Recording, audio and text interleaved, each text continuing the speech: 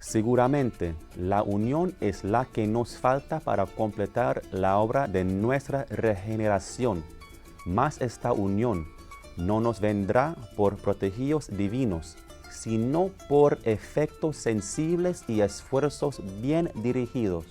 Words penned by Simon Bolivar in his letter to Jamaica. This letter was the clarion call for the unification of the Americas, which came as a result of a desire for energy security for the Caribbean and Latin American region. Venezuela, through the vision of former President Hugo Chavez, became the pipeline through which these countries could bolster their energy needs. Chavez believed that the lack of parity in existing trade agreements would not drive development in the region. Thus, the PetroCaribe Energy Corporation Agreement was the solution proposed.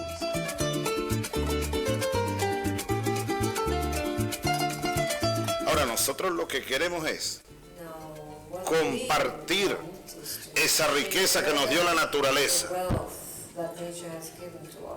con los pueblos de América Latina y el Caribe en primer lugar. Y es lo que estamos haciendo. Aquí estamos firmando y comprometiéndonos a suministrar el petróleo y combustible que necesitan los pueblos del Caribe para los próximos 100, 200 años.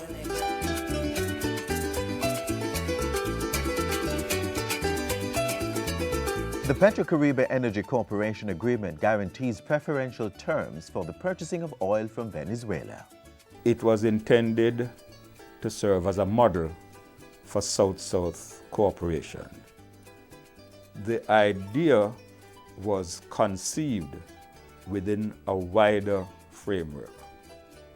How can the developing world, by a judicious use of its resources, fuel its own growth and development and be not reliant entirely on the industrialized countries or dependent solely on the monetary resources which can flow from the international banking institutions?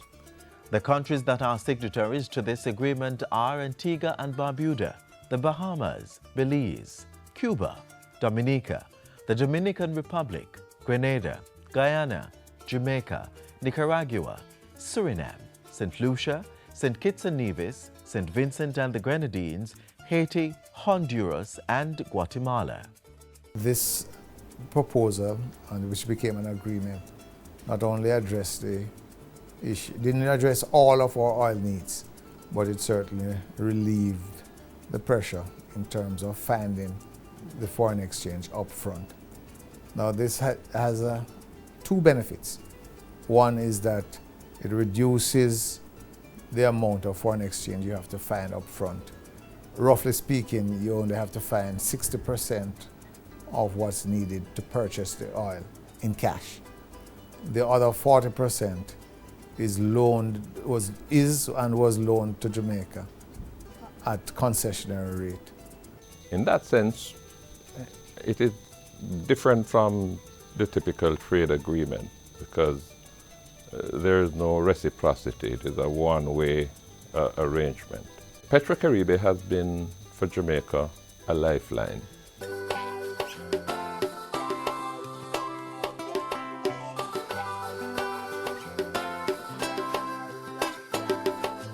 This lifeline has fueled Jamaica's social and economic development through the loan financing and investment activities of the PetroCaribe Development Fund, PDF, which was established through the Petroleum Amendment Act of December 22, 2006. The fund was established to receive the proceeds of the PetroCaribe agreement. What the fund does is to manage those loan proceeds.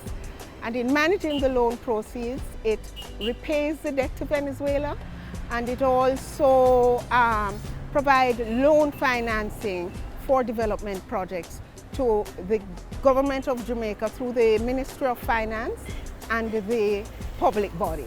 A critical mandate under the PetroCaribe Energy Corporation Agreement is for the region to reduce its dependency on fossil fuel.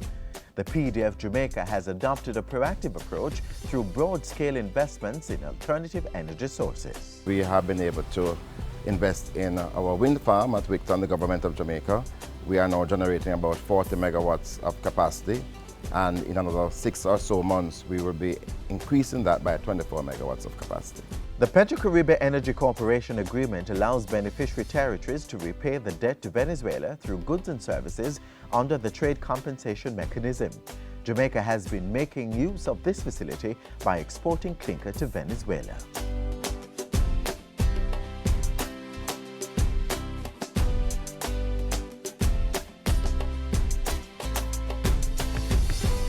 The main issue for us has been, one, to guarantee repayment, to ensure that the assets are properly maintained and that the repayment schedules are in fact adhered to, and at the same time to take advantage of the particular provisions that would allow for the development of a long-term relationship with Venezuela. That relationship is expansive and there are many benefits to be pursued.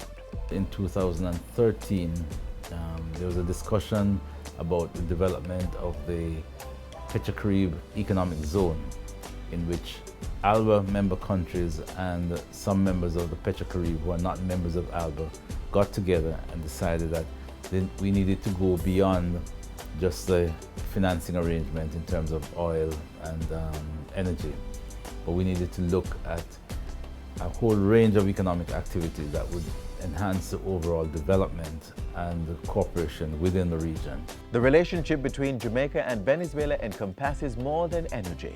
However, it is a relationship driven by a desire for social and economic equity and empowered by the promise echoed in the letter to Jamaica. Soy de usted, etcétera, etcétera. Bolívar.